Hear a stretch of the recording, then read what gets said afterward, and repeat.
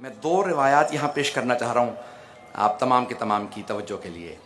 یہ کیوں اتنی عظمت ہے جناب سیدہ کی؟ ایک روایت ہے تفسیر فرات کوفی میں حضرت امام جعفر الصادق علیہ الصلوۃ والسلام۔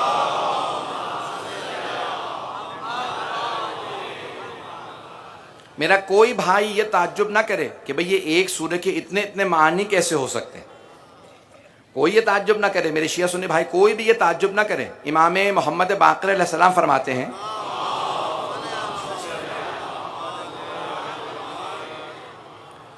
للقرآن ظہر و بطن، قرآن کا ایک ظاہر ہے اور ایک باطن ہے، اور وہ جو باطن ہے اس کا ایک اور باطن ہے، اور اس باطن کے باطن کا ایک اور باطن ہے، یہاں تک کہ ظاہر ایک ہے اور باطن 70 ہے۔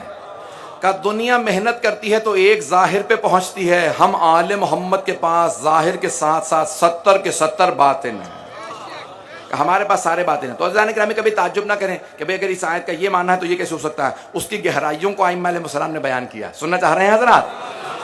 اب وہ چھٹے امام کی جو روایت میں پیش کرنا چاہ رہا ہوں سورہ قدر سے متعلق، میں نے کہا تھا صرف بی بی کی شان میں جو آیات ہیں آل محمد کی تفسیر کو پیش کر رہا۔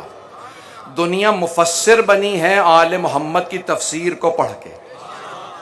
میں امام صادق علیہ السلام کی جو استاد ہیں تمام کے تمام فقہا کے اسلام میں، جو بھی آج شیعہ سنی جتنے بھی ائمہ ہیں وہ سب کے سب صادق علیہ محمد کے شاگرد ہیں، کچھ ڈائریکٹ شاگرد ہیں، کچھ شاگردوں کے شاگرد ہیں۔ امام مالک اور امام ابو حنیفہ دونوں امام کے مستقیماً شاگرد ہیں، چھٹے امام کے ڈائریکٹ شاگرد ہیں۔ امام ابو حنیفہ 2 سال پڑھے ہیں صادق علیہ محمد کے پاس، امام مالک 7 سال پڑھے، اور امام شافعی امام مالک کے شاگرد ہیں، امام احمد بن حنبل امام شافعی کے شاگرد ہیں۔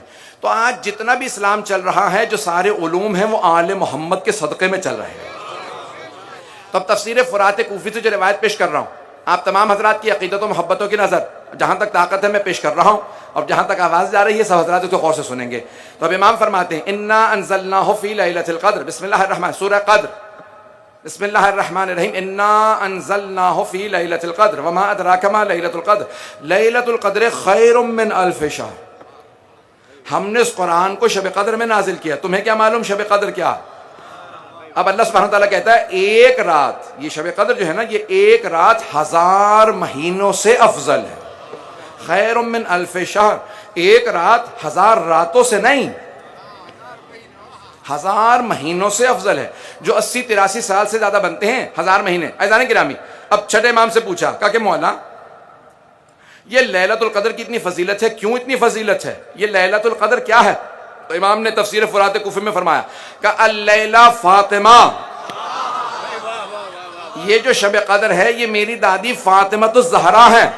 من عرفہا حق معرفتہا فقد ادرک لیلۃ القدر، جس نے بھی میری دادی زہرا کی جیسے معرفت حاصل کرنے کا حق ہے معرفت حاصل کر لی، تو اس نے لیلۃ القدر کو درک کر لیا، اس نے لیلۃ القدر کو سمجھ لیا۔ مجمع کی توجہ ہو، سارے مجمع کی توجہ ہو۔ مولا یہ آپ نے فرمایا جس نے بھی جناب سیدہ کی معرفت حاصل کی اس نے لیلۃ القدر کو سمجھ لیا۔ کیوں جناب سیدہ کی اتنی کیوں معرفت ضروری ہے، کیوں ان کا اتنا مقام ہے؟ بھئی لیلۃ القدر کی فضیلت یہ ہے کہ اس میں قرآن نازل ہوا۔ لیلۃ القدر کی فضیلت یہ ہے کہ اس میں قرآن نازل ہوا۔ قرآن کیا ہے؟ جس کے متعلق امیر المومنین نے کہا یہ جو قرآن ہے یہ قرآن صامت ہے۔ جس رات میں ایک قرآن صامت نازل ہوا وہ 1000 مہینوں سے افضل ہے۔ سارے مجمع کی توجہ ہو، جس رات میں ایک قرآن صامت نازل ہوا وہ 1000 مہینوں سے افضل۔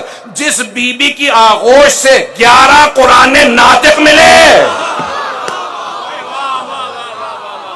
جس بی بی کی آغوش سے 11 قرآن ناطق آئے ہوں، وہ دنیا کیسے سمجھ سکتی ہیں جناب سیدہ کون ہے؟